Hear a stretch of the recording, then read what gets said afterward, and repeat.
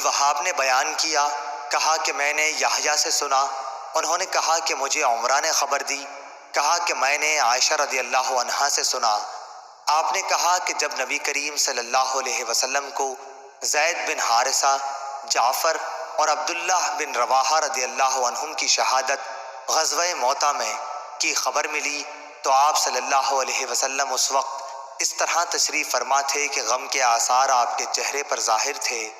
میں دروازے کے سوراخ سے دیکھ رہی تھی، اتنے میں ایک صاحب آئے اور جعفر رضی اللہ عنہ کے گھر کی عورتوں کے رونے کا ذکر کیا۔ آپ صلی اللہ علیہ وسلم نے فرمایا کہ انہیں رونے سے منع کر دے۔ وہ گئے لیکن واپس آ کر کہا کہ وہ تو نہیں مانتی۔ آپ نے پھر فرمایا کہ انہیں منع کر دے۔ اب وہ تیسری مرتبہ واپس ہوئے اور عرض کیا کہ یا رسول اللہ صلی اللہ علیہ وسلم، قسم اللہ کی وہ تو ہم پر غالب آ گئی ہیں۔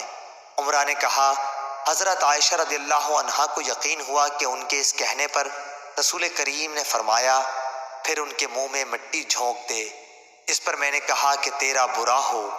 رسول کریم صلی اللہ علیہ وسلم اب جس کام کا حکم دے رہے ہیں وہ تو کرو گے نہیں، لیکن آپ صلی اللہ علیہ وسلم کو تکلیف میں ڈال دیا۔ صحیح بخاری حدیث نمبر 1299۔